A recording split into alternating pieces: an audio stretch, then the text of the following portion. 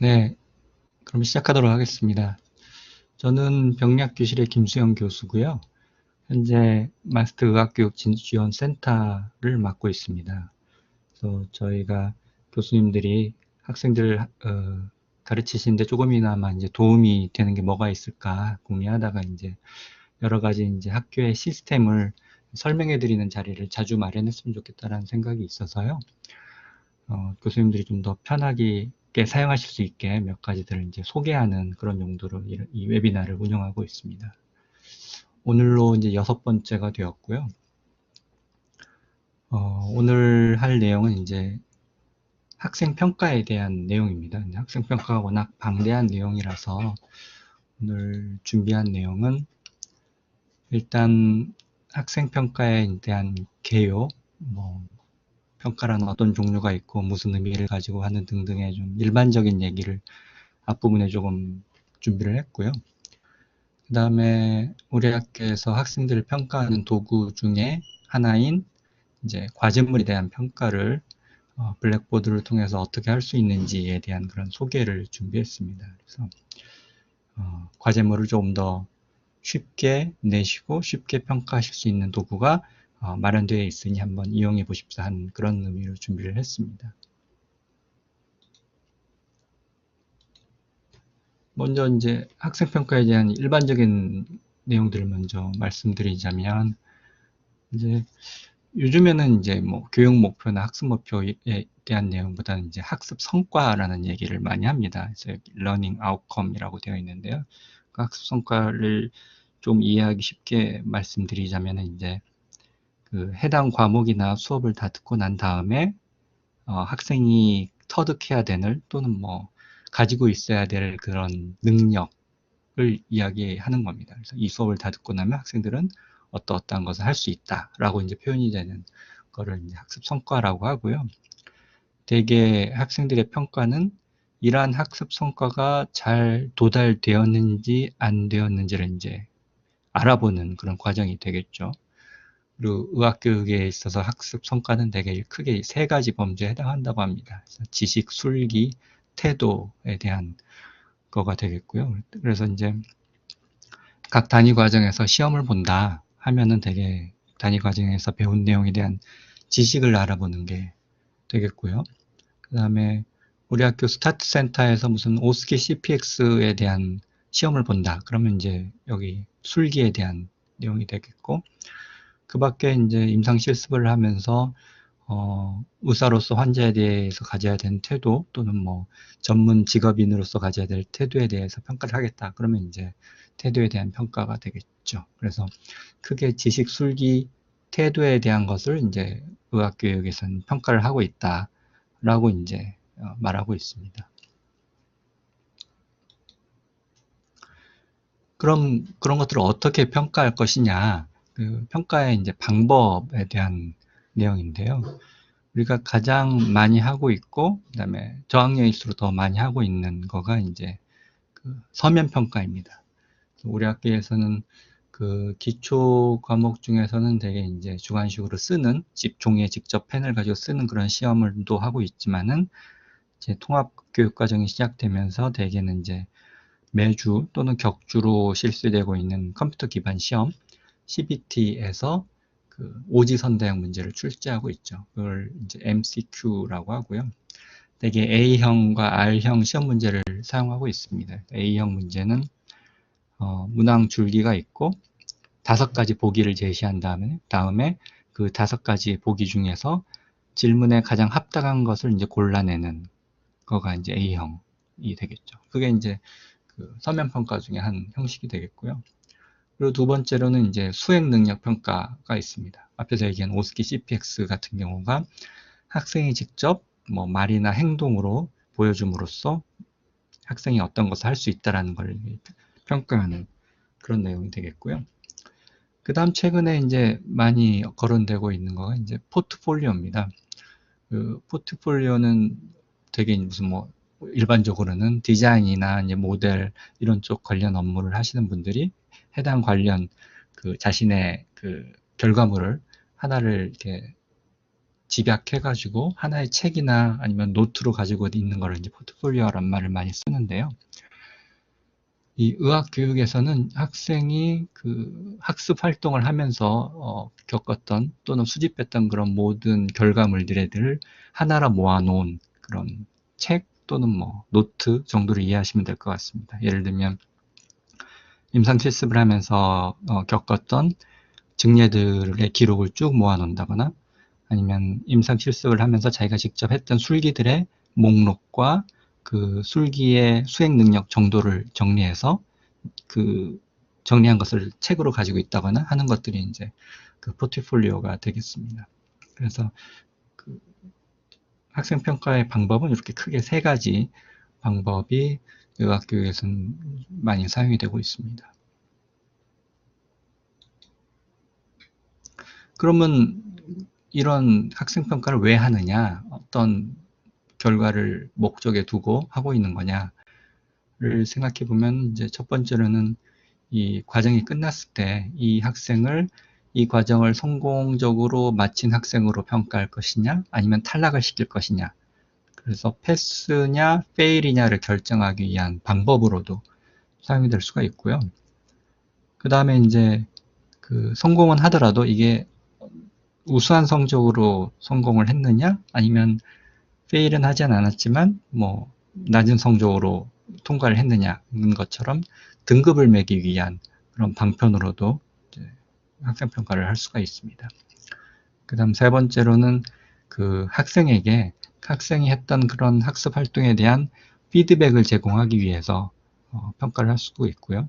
그럼 이러한 피드백은 학생뿐만 아니라 이 교수자에게도 피드백을 제공해 줄 수가 있습니다. 이 피드백, 교수자에 대한 피드백은 뭐 그 이 수업을 들은 학생들의 그 능력 정도가 이 정도라는 걸 가르쳐 드릴 수도 있는 거지만 그 외에도 교수님들의 이제 교육 방식이나 수업 방식의 결과가 이러이러하다라는 그런 피드백을 드려서 그 다음 수업을 준비하는데 조금이나마 도움이 될 수 있는, 개선의 여지를 가질 수 있는 그런 방편으로도 이제 사용이 될 수가 있겠죠.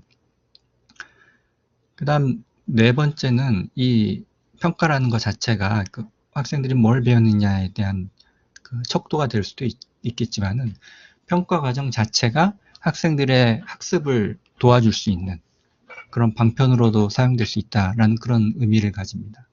그 의미는 어떻게 생각해 볼 수 있냐면은 여러분도 이제 학생 때를 기억해 보시면 이제 시험을 보는 그 시간이 학생들의 각성 상태가 가장 높은 상태도 이고 그다음에 학생들이 매우 긴장한 상태이기 때문에 그때 주어지는 그런 평가 문항들이나 평가의 방법들은 학생들의 그 배움에 깊이 영향을 미칠 수 있다는 거죠. 그래서 평가를 어떻게 설계하고 어떻게 진행하느냐에 따라서 그것 자체가 학생들의 학습 활동에 긍정적인 도움을 줄 수 있다라는 그런 의미를 이제 이렇게 표현하기도 합니다. 그럼 어떨 때 학생들을 평가할 것이냐? 시기적으로 봤을 때는 이제 크게 세 가지로 볼 수가 있는데요. 그 과정이 시작될 때, 이 과정을 시작하기에 앞서서 학생들이 이 과정을 시작하기에 적당한 상태가 있는지, 아니면 만약에 그 과정에 학습에 필요한 선수 학습 내용이 필요하다면은 그 선수 학습의 내용들을 잘 알고 있는지를 평가하는 그런 과정이 있을 수가 있겠고요. 그 다음에 이제 과정이 진행되는 중간에 학생들을 평가할 수가 있습니다. 이런 건 주로 이제 형성평가라고 하는 건데요.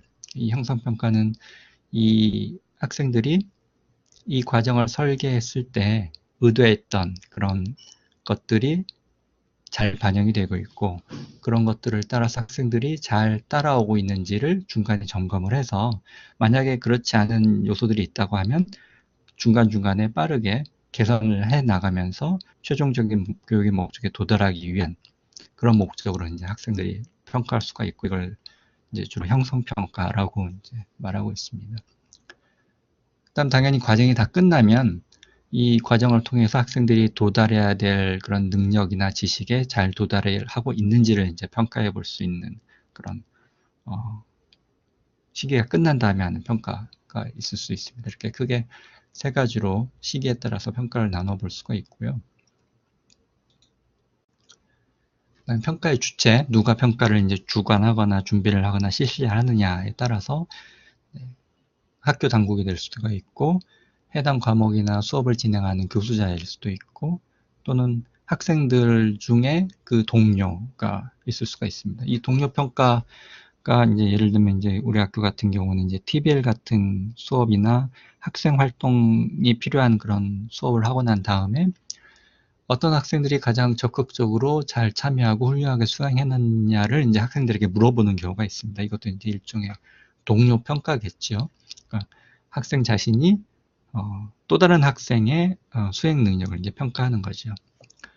그래서 우리 학교에서도 실시되는 그 평가 방법 중에 하나입니다만은 학생들이 가장 불만을 제기하는 평가 방법 중에 하나입니다. 불만의 내용은 주로 뭐냐면 그 학생들 스스로가 나보다 더 이 학생이 더 낫다 또는 나보다 덜 하다라고 하는 평가 자체에 대해서 거부감을 가지고 있고, 그런 것들이 성적에 반영되는 거가 불합리하다라는 인식을 이제 가지고 있는 것 같습니다. 그래서 좀 더 공정하지 않은 평가가 될 수 있다라는 불만들이 있고요. 그래서 어떤 현상들이 일어나냐면은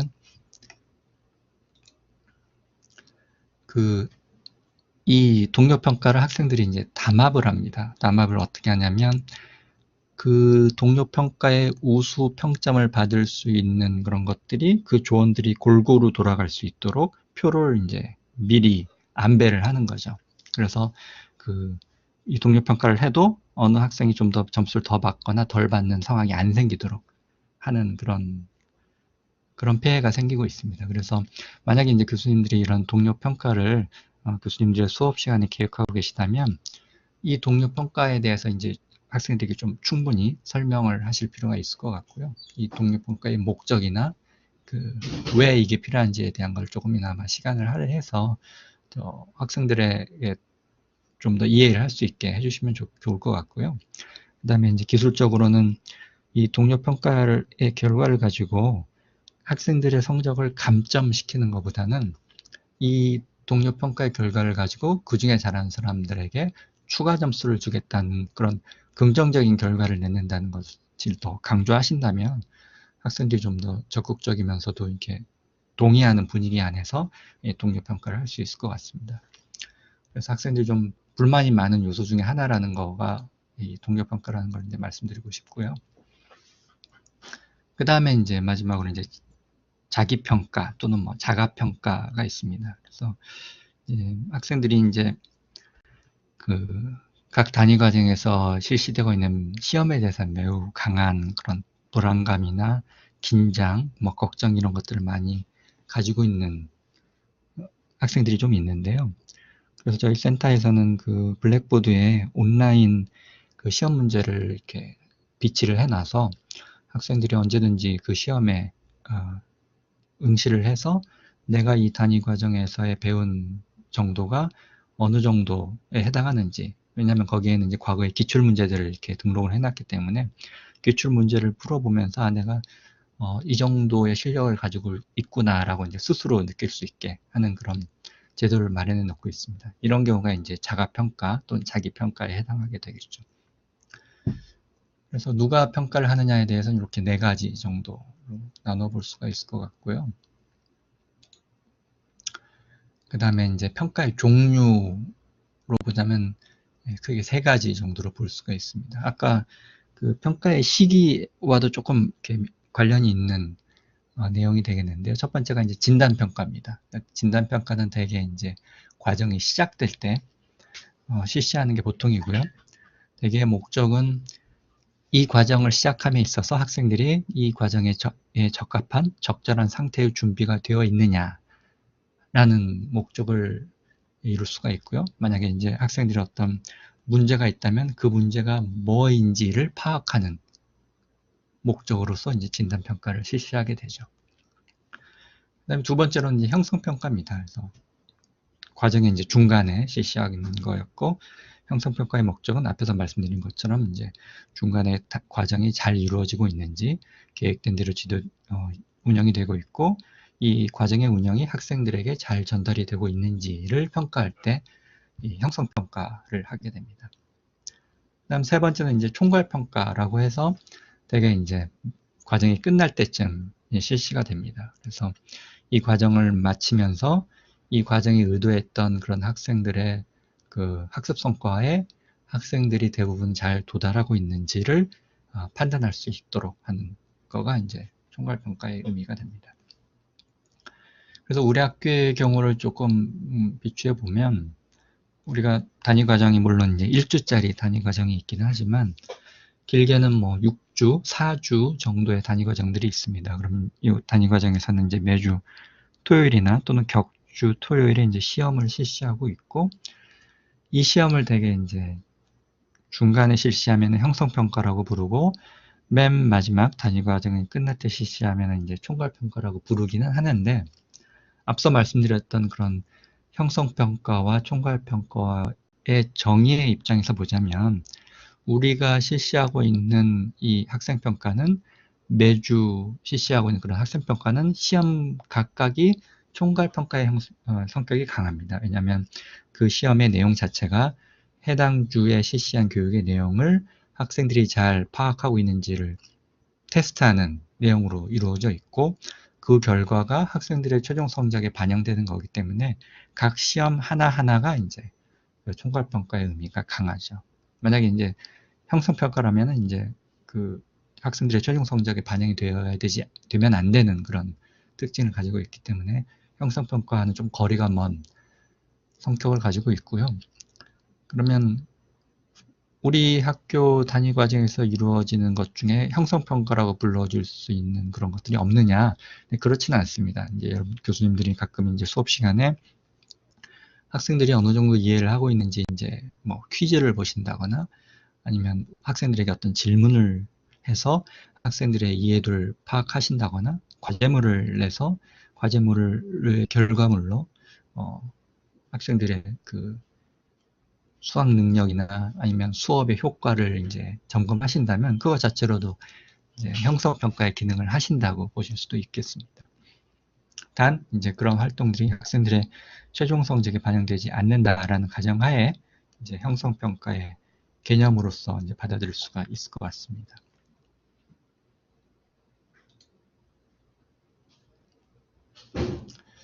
그래서 지금까지 이제 학생평가에 대한 일반적인 개요를 말씀드렸는데요. 앞서도 말씀드린 것처럼 평가는 학생들이 얼만큼 잘 하고 있는지를 서열을 매기거나 또는 통과 미통과를 결정하는 목적으로도 사용될 수가 있지만은 평가 자체를 잘 계획하고 효과적으로 운영을 한다면은 이 평가 활동 자체를 통해서 학생들의 학습 활동을 좀 더 독려할 수 있다는 그런 의미를 가지고 있다는 것을 좀 기억해 주셨으면 합니다. 그래서 교수님들이 수업의 내용을 뭘로 정할지, 수업의 방식을 어떻게 할지에 대해서 고민하시는 것만큼 학생들 시험 문제의 내용을 뭘로 할지, 학생들의 시험을 어떤 형식으로 할지에 대한 고민이 수업에 대한 고민 못지않게 또는 수업에 대한 고민보다 훨씬 더 중요할 수도 있다는 것들을 교수님들이 좀 염두에 두시고 학생들 평가에 임해 주셨으면 하는 그런 바람입니다. 그래서 지금까지 학생평가에 대한 일반적인 그런 개요에 대해서 말씀드렸고요. 그다음 지금부터는 이제 저희 센터가 운영하고 있는 시스템을 통해서 학생 평가 중에 한 형태인 과제물 평가를 어떻게 할 수 있는지에 대한 그런 예를 이제 보여드리도록 하겠습니다. 그래서 과제물 평가하면 이제 과거에 교수님들이 뭐에 대한 레포트를 써와라. 그럼 이제 학생들이 레포트를 써서 제출을 하면 교수님들이 이제 레포트를 점검해서 점수를 매기고 하는 과정이 조금 더 쉽거나 효율적으로 운영이 될 수 있다는 걸 이제 지금부터 보여드릴 거고요. 우리 학교에서는 그 중에서도 이제 블랙보드를 활용하고 있다라는 걸 이제 보여드리겠습니다.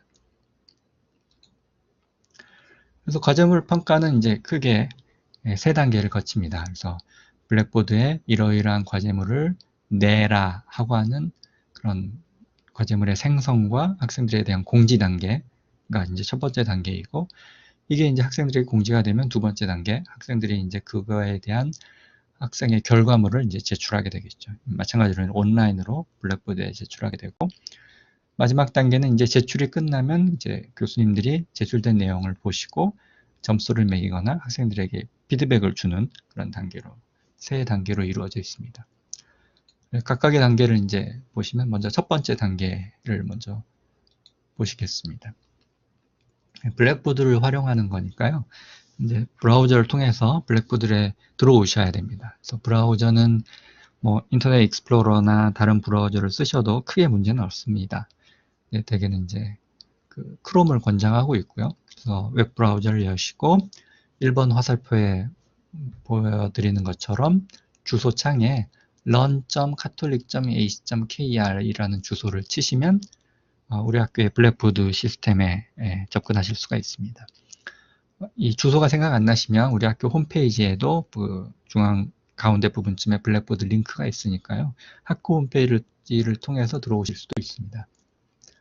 그래서 블랙보드에 접근을 하셨으면 이제 각자 교수님의 사용자와 명과 비밀번호를 통해서 이제 로그인을 하셔야 되겠죠. 그래서 로그인을 하시면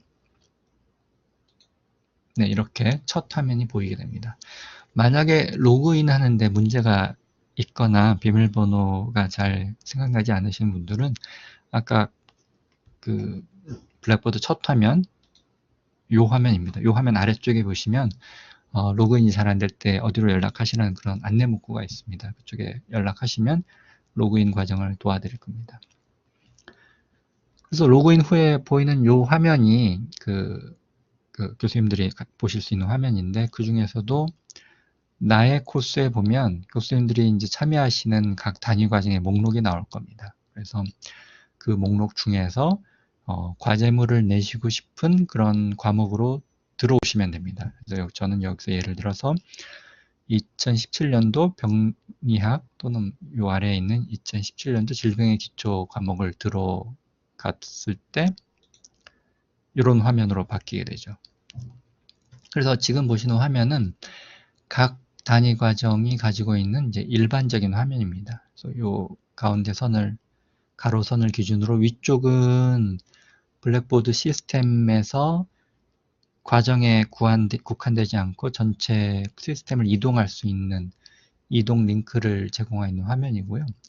세로로 되는 요 선을 기준으로 왼쪽은 각 과정 내의 메뉴가 보이고 있고요. 이 왼쪽에 보이는 메뉴를 클릭했을 때 그 메뉴의 내용이 이 오른쪽 화면에 보입니다. 그래서 이 과정에 들어오시면은 해당 과정의 이름이 여기 보이는 것처럼 이 경우 같은 경우는 질병의 기초이고, 예를 들면 뭐 감염과 면역 또는 뭐 심장 및 혈관 등의 과목명이 보이고요. 그다음에 이 왼쪽에 보이는 메뉴는 되게 비슷합니다. 특별한 경우를 제외하고는요. 그래서 과목이 다르다 하더라도 여기 뭐 홈, 과정 정보, 수업 정보 등등의 메뉴는 이제 되게 비슷합니다.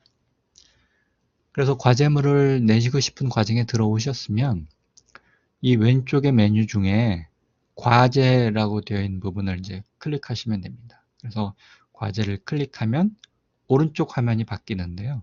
오른쪽에 과제를 내실 수 있는 그런 화면으로 이제 보여줍니다. 그래서 과제라는 제목이 보이고 그 아랫부분에 평가라고 있는 1번 화살표에 평가라는 곳을 클릭하면 이 블랙보드가 제공하는 학생평가의 도구들이 쭉 나옵니다. 그래서 예를 들면 온라인 시험이나 설문조사, 자기동력 평가, 이제 모바일 시험을 만들 수 있는 그런 메뉴가 제공되고 있고요. 그래서 오늘 주제인 과제물 평가는 세 번째에 위치하고 있습니다. 그래서 왼쪽 메뉴에서 과제를 클릭하시고 오른쪽에 과제에 대한 내용이 나타나면 평가를 클릭하시고 나오는 하부 메뉴 중에서 과제를 클릭하시면 학생들에게 과제를 게시할 수 있는 그런 화면이 이제 나옵니다. 그래서 과제를 클릭하시면 이제 이 화면이 나오죠. 여기서 이제 과제의 세부 내용을 이제 만드실 수가 있습니다. 그래서 가장 먼저는 이 과제에 대한 이름을 입력하시면 됩니다. 예를 들면 뭐에 대한 레포트다, 무슨 증리에 대한 레포트라는 그런 이름을 1번 내용에 작성하시면 되고요.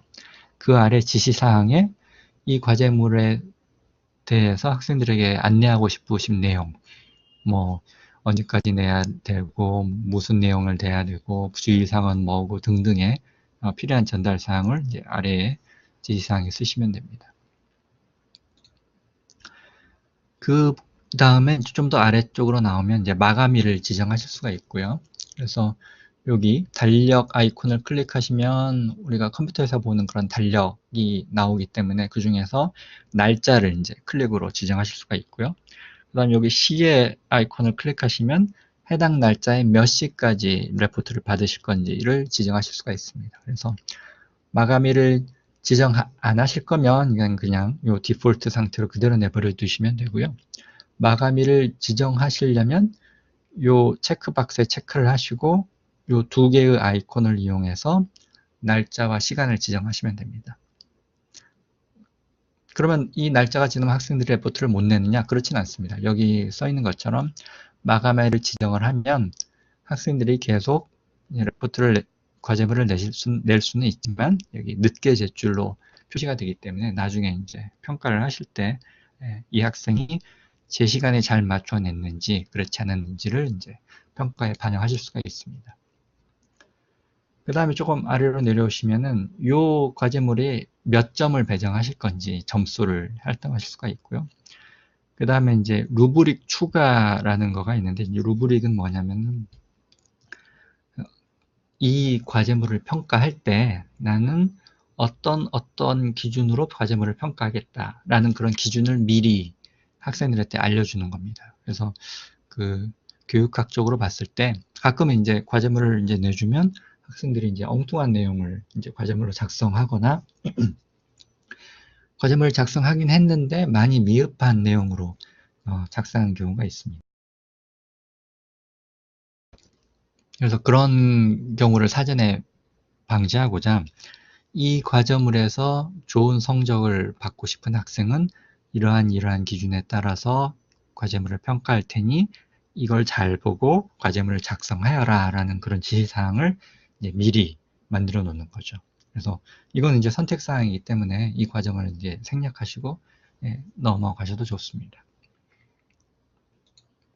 다음 좀 더 아래로 내려오시면 과제물 제출에 대해서 좀 더 세부 옵션을 설정할 수 있는 그런 내용들이 나옵니다. 그래서 옵션은 이제 제출 세부 사항이나 채점 옵션, 성적 표시 등의 옵션 사항이 있고요. 좀 더 자세히 말씀드리면 먼저 제출 세부 사항을 클릭하면 그 하부에 이런 그 선택 사항이 나오게 됩니다.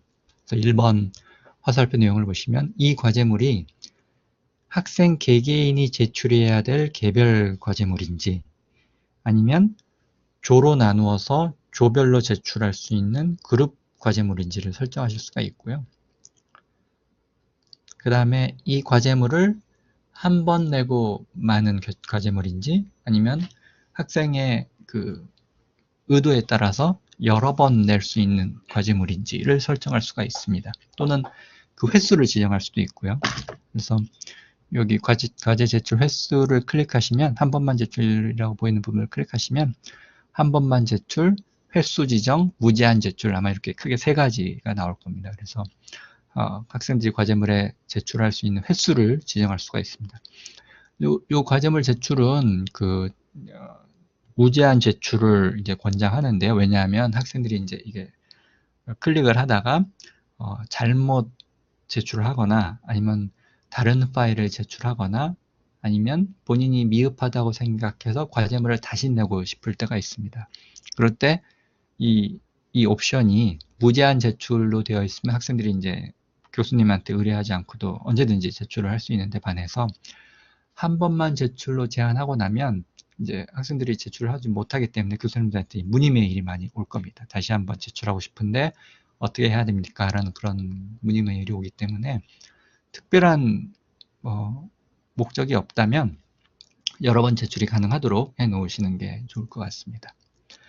그 다음 3번 화살표로 되어 있는 건 이제 표절 여부 확인 도구인데요.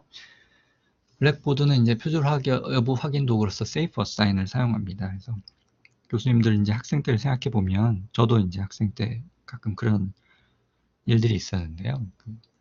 이제 과제물을 내야 될 날이 다가오면 그날에 이제 공부 잘하는 학생들의 과제물을 빌려다가 몇 군데를 짜집기를 해서 이제 내는 경우가 있습니다. 그러면 이제 그런 경우는 이제 옛날에 학생이 100명이었고 교수님들이 그런 과제물을 다 일일이 꼼꼼히 보시는 경우가 이제 많지 않았기 때문에 그냥저냥 넘어가는 경우가 많았거든요. 근데 요 Safe Assign에 이제 체크를 하시면 그 과정을 이제 컴퓨터가 해줍니다. 그래서 교수님이 이 과제물을 받고 평가를 하실 때 이 과제물의 내용이 어디 다른 부분에서 검색이 되는 내용인지 아니면 다른 학생이 제출한 내용과 겹치지 않는지를 이제 컴퓨터가 다 확인을 해줍니다. 그러니까 이제 교수님들이 해야 될 일이 많이 줄어들 수도 있고, 그다음에 부정한 방법으로 이제 그 과제물을 제출하는 학생들을 이제 잘 걸러줄 수 있는 그런 장치가 되고, 학생 입장에서는 이러한 장치가 있다라는 걸 학생들이 이제 인지를 하면 아예 처음부터 이제 다른 학생의 내용을 그대로 베껴낼 생각을 안 하기 때문에 그런 부정행위를 미연에 방지할 수 있는 그런 효과도 있습니다. 그래서 과제물을 내줄 때는 꼭 여기 Safe Assign을 체크를 해주시면 이제 좋을 것 같습니다. 그 다음 채점 옵션에는 이제 익명 채점 활성화라고 해서 교수님이 나중에 이제 과제물을 채점하실 때 그 과제물을 낸 학생이 누구인지 안 보인 상태에서 이제 채점할 수 있는 그런 인터페이스를 제공합니다. 물론 이제 교수님들이 자기 지도 학생이라고 점수를 더 줄 거라고 생각하진 않지만 그래도 그 학생이 누구냐에 따라서 영향을 이제 받을 수도 있으니까 그런 영향을 적게 받고 싶으신 분들은 이걸 체크를 하시면 과제물 채점할 때 학생들의 이름이 나타나지 않습니다. 그래서 익명 채점 활성화의 기능이 하나 있고요. 그 다음 기능 중에 위임 채점 활성화 기능이 있습니다. 그래서 교수님들이 어떤 과제물을 내실 때 좀 주저하는 그런 요인 중에 하나는 이 과제물, 예를 들면 100명이 낸 과제물을 다 일일이 읽어볼 시간이나 여유가 없는 걸 우려해서 과제물을 내지 못하는 경우도 있을 수 있습니다. 그래서 만약에 이 과제물을 점검하거나 채점할 수 있는 능력을 가진 적절한 인물이 있다면 그 사람에게 이제 과제물의 채점을 위임할 수 있기 때문에 여기 위임 채점 활성화를 해놓으면 저 같은 경우는 이제 여기 맨 위가 이제 저이거든요. 저 말고 다른 사람, 그러니까 다른 교수님일 수도 있고, 조교일 수도 있고, 연구원일 수도 있습니다. 적절한 능력을 가진 사람이면 되니까 그 사람에게 이제 채점을 위임할 수도 있으니까 그런 기능이 필요할 때 이제 위임 채점 활성화를 클릭하시면 이제 나중에 채점할 때 교수님들이 직접 안 하셔도 되는 그런 환경을 제공하고 있습니다. 그 다음에 이제 채점을 하고 난 다음에 그 결과를 학생들에게 어떻게 보여줄 거냐, 점수 90점, 80점, 70점으로 보여줄 거냐, A, B, C로 보여줄 거냐, 10%, 20%, 30%로 보여줄 거냐를 이제 이 단계에서 설정을 할 수가 있습니다. 그래서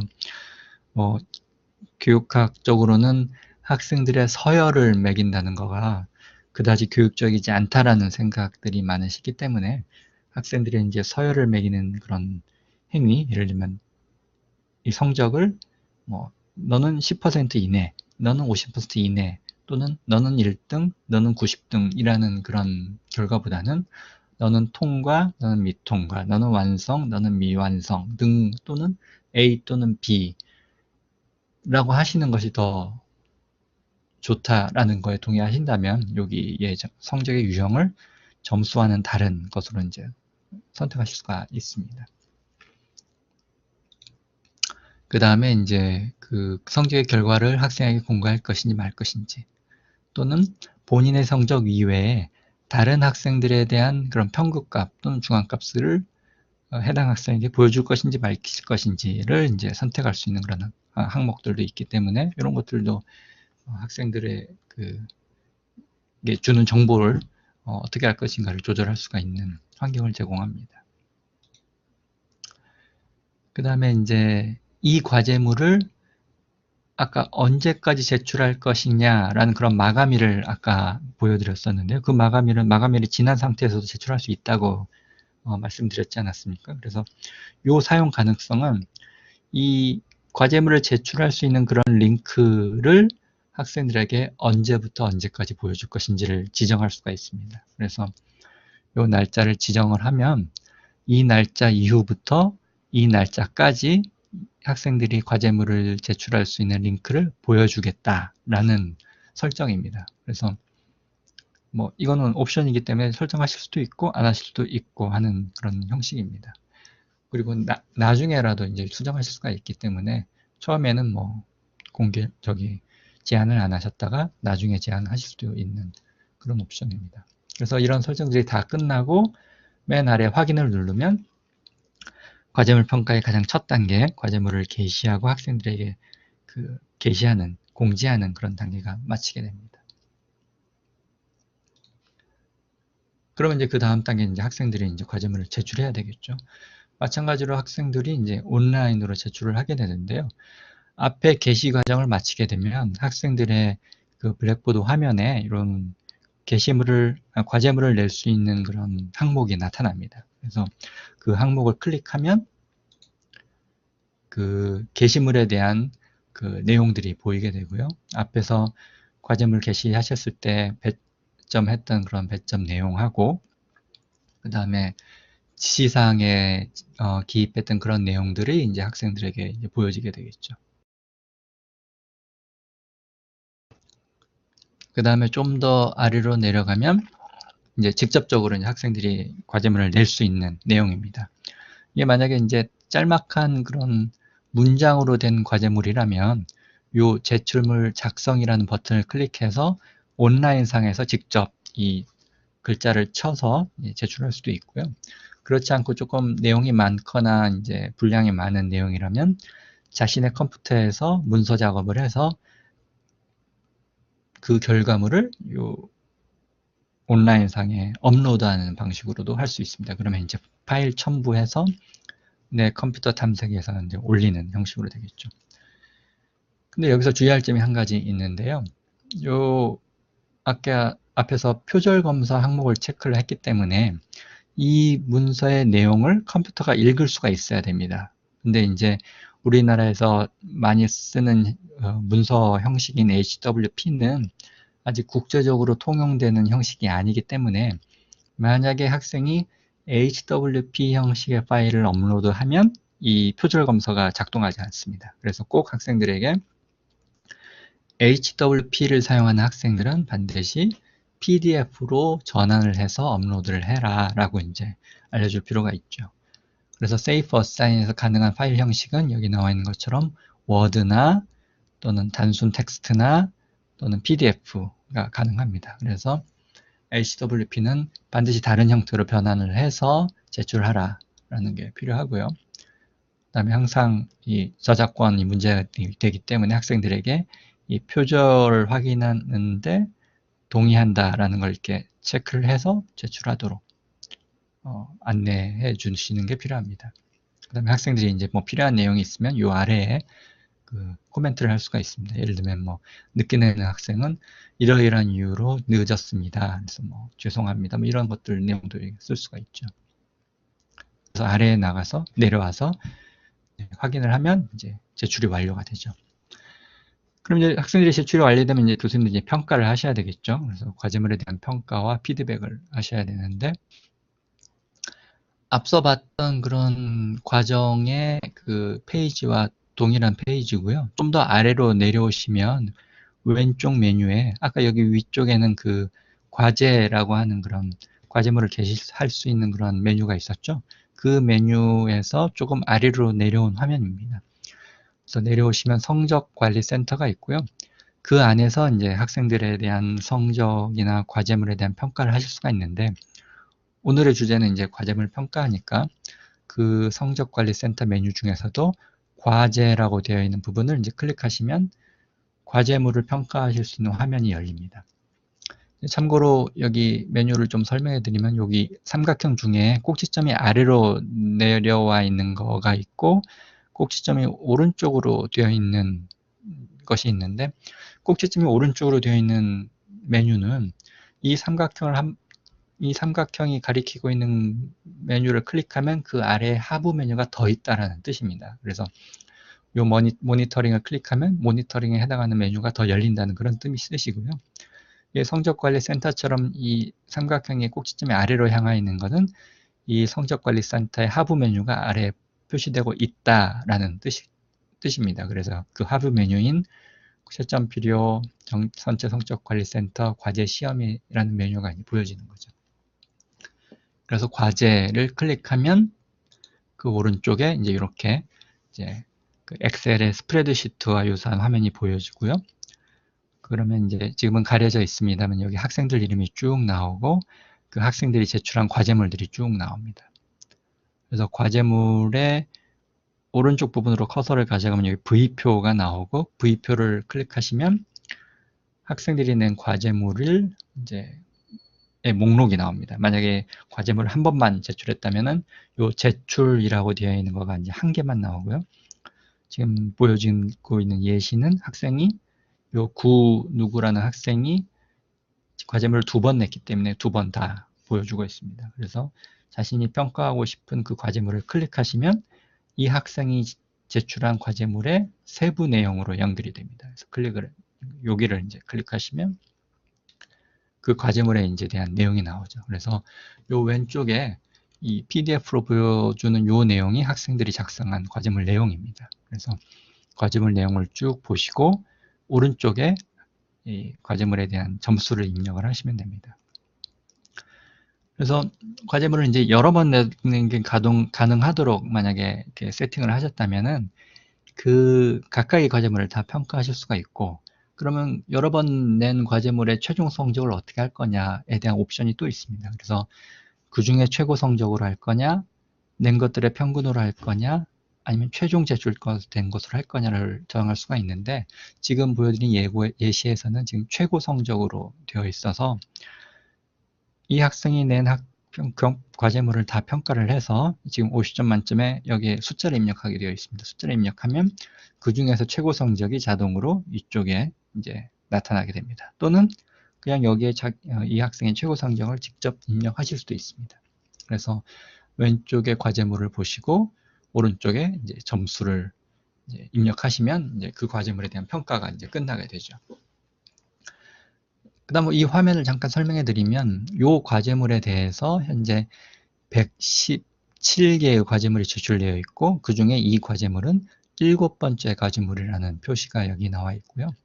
그래서 이 과제물에 대한 평가가 끝나서 다음 학생 또는 다음 과제물로 넘어가겠다라고 하면 이 좌우에 되어 있는 이 오른쪽 꺽쇠나 이 왼쪽 꺽쇠를 누르시면 이전 과제물이나 다음 과제물로 이동을 하실 수가 있습니다. 그래서 이 화면에 들어오시면 다른 화면으로 나가시지 않고 이 과제물에 대한 전체 학생을 모두 다 평가를 하실 수가 있습니다. 그래서 이 버튼을 이용을 하셔서 이제 과제물 내용을 보시고 오른쪽에 있는 과제물 점수를 입력을 하시면 되겠습니다. 그 다음에 이제 대개는 여기 가려져 있는데 여기가 보통 학생의 이름이 나오게 됩니다. 그 다음에 여기 점수를 넣는 부분보다 조금 아래로 더 내려오시면 저희가 앞에서 그 Safe Assign으로 표절 검사 항목을 체크하지 않았습니까? 그러면 이 과제물을 열면 자동으로 이 과제물에 해당하는 표절 검사 결과가 이제 보여줍니다. 그래서 이 과제물은 약 내용의 23%가 다른 곳에서 검색이 가능한 내용이다 라고 그 결과를 보여주고 있고요. 그 23%가 어디에 해당하는 거냐? 그래서 그 각각의 내용들이 여기 쭉 아래 목록으로 나옵니다. 그래서 다른 학생의 과제물과 유사하다 또는 인터넷상의 어느 부분과 동일하다라는 것들이 표시가 되기 때문에 이 각각의 항목들을 클릭하면 과제물의 어떤 부분과 다른 부분이 동일한 내용인지를 이제 점검을 하실 수가 있죠. 그래서 이 표절 되었다고 나오는 내용이 진짜 표절된 내용인지 아니면 이제 교수님들이 내주신 과제물에 대한 그런 요약 입장에서 다시 한번 언급된 내용인지를 점검하셔서 평가에 반영하실 수가 있을 것 같습니다. 그리고 좀 더 아래로 내려오시면 이 윗부분에서 이제 해당 점수를 입력하는 화면이었고 이 아래 부분에서는 이제 텍스트로 학생들에게 피드백을 줄 수 있습니다. 그래서 학생들이 이 과제물은 어떠어떠한 점이 좋았고 어떠한 점이 좀 부족했고 앞으로 어떠한 점에 대해서 신경을 썼으면 좋겠다라는 그런 메시지를 이제 학생들에게 보여줄 수가 있는 중요한 부분입니다. 피드백에 하시고 싶은 말씀을 쓰신 다음에 확인을 누르면 이제 이 과제물에 대한 평가가 끝나게 됩니다. 그럼 그 결과를 이제 온라인상으로 이제 바로 학생들은 확인할 수가 있습니다. 다음 앞서 과제물 게시할 때 익명으로 이제 채점하는 게 가능하다고 말씀을 드렸는데 거기에 표시가 되어 있으면 앞서에선 여기 부분에 이제 학생의 이 과제물을 제출한 학생 이름이 나오는데 여기서처럼 이름이 나오지 않고 그냥 학생 1, 2, 3 일렬번호로 나오게 됩니다. 그러면 이제 채점하실 때 이 학생이 누구인가에 대한 영향을 좀 더 최소화하신 상태에서 이제 채점을 하실 수 있는 그런 옵션도 있다라는 걸 이제 보여드리는 겁니다. 하지만 이런 상태라 하더라도 여기 보시면 사용자 이름 보기를 클릭하시면 여기 가려져 있던 학생의 이름이 나타날 수도 있으니까요. 그런 거는 이제 적절하게 이제 교수님들이 필요한 상황에 따라서 이제 이용하시면 좋을 것 같습니다. 그래서 오늘 그 학생평가 중에서도 과제물 평가에 대한 말씀을 드렸고요. 우리 학교가 운영하고 있는 블랙보드를 이용하면 온라인상으로 이제 과제물을 게시하고 학생들도 온라인상으로 제출할 수 있다라는 걸 이제 보여드렸고요. 그다음에 학생들이 과제물을 이제 베껴서 낼 경우가 있는데 그런 것들을 위한 그것들을 이제 방지하기 위한 그런 표절 검사 기능도 이제 포함되어 있다라는 거 하고 교수님들이 바쁘신 경우에는 이 과제물을 평가할 수 있는 능력을 가진 적절한 사람에게 그 평가를 위임할 수도 있으니까 다른 사람들을 충분히 활용할 수 있는 상황이 되면은 이제 과제물 평가를 위임하실 수 있다라는 것들을 보여드렸습니다. 또한 이제 과제물을 제출한 사람이 누구인지 알 수 없게 한 상태에서 평가가 가능하다라는 것도 말씀드렸습니다. 그래서 오늘은 이제 과제물 평가에 대한 말씀을 드렸고요.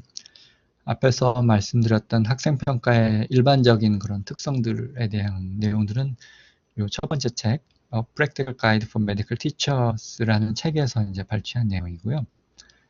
그 다음에 평가 자체가 좋은 학습의 그런 도구나 그런 방편으로 이용될 수 있다라는 그런 내용은 메디컬 에듀케이션이라는 잡지에 실린 글에서 발췌한 내용입니다. 네, 오늘 이제 그 과제물 평가에 대한 것을 전반적으로 말씀을 드렸지만 이제 교수님들이 직접 해보시는데 많은 어려움이 앞으로 있을 겁니다. 그럴 때 저희 센터에 연락을 주시면 항상 그 도움을 드릴 수가 있으니까요. 만약에 이제 교수님들이 특정 과정이나 수업에 참여하시고 계시면 그 수업과 과정에 관련돼서 안내 이메일을 받으실 겁니다. 그럼 안내 이메일의 맨 아래에 그 과정이나 수업을 담당하고 있는 담당자의 이제 연락처가 있습니다. 저희 센터의 이 업무가 매년 1년 단위로 계약하는 그런 연구조교에 의해서 업무가 진행되다 보니까 해가 바뀌면 이제 작년에 업무를 맡았던 그 사람이 똑같은 업무를 하지 않을 경우도 있어서 매년 담당자가 바뀔 수가 있기 때문에요. 안내 이메일을 받으셨으면 그 아래에 나와 있는 담당자 연락처를 이용하시면 좋고요. 그런 이메일을 못 받으셨거나 아니면 이제 잘 모르겠다 하실 때는 저희 대표 연락처를 이용하시면 됩니다. 여기 대표 전화를 쓰시거나 아니면 대표 이메일을 통해서 지원 요청을 하시면 저희가 최대한 교수님들이 적은 시간과 적은 노력으로 이제 최대한 효과를 얻을 수 있게 도와드릴 수 있으니까요. 저희 센터를 이제 많이 활용하시면 좋을 것 같습니다.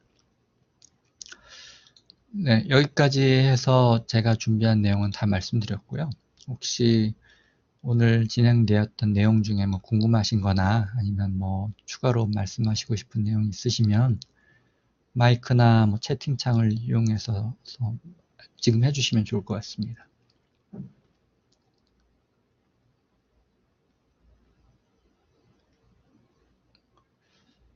네, 그럼 지금 뭐 당장 하실 만한 그런 질문이 없으시면 꼭 여기 채팅창은 오른쪽 아래 화면 보면은요, 풍선 모양의 아이콘이 있나요? 이 아이콘이 있습니다.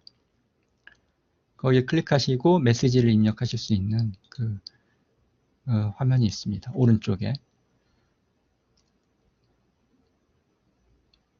그 화면이 안 보이면 아마 오른쪽 아래에 그 화면을 볼 수 있게 하는 그런 버튼이 아마 있을 겁니다. 그래서 그 나중에라도 얼굴은 그 비디오가 연결을 해야 되는데요. 이 비디오가 연결하려면 그 학교의 네트워크 상황이 좋아야 되는데요. 요즘 학교의 네트워크가 너무 느려서 비디오는 잘 안 되고 있어서 비디오는 끄고 진행을 했습니다. 다음에 학교 네트워크 상황이 좋아지면 비디오도 켜고 실시간으로 이제 인터넷 보면서 할 수 있는 그런 것들도 준비를 해보도록 하겠습니다. 그래서 나중에라도 여기 그 교수님들이 받으신 담당자 연락처나 아니면 저희 센터의 대표 연락처를 이용하셔서 지원 요청을 하시면 지원을 해드리도록 하겠습니다. 바쁘신 중에도 이렇게 참여해 주셔서 감사드리고요. 다음에 또 유익한 내용으로 찾아뵙도록 하겠습니다. 감사합니다. 오늘 이상으로 마치겠습니다.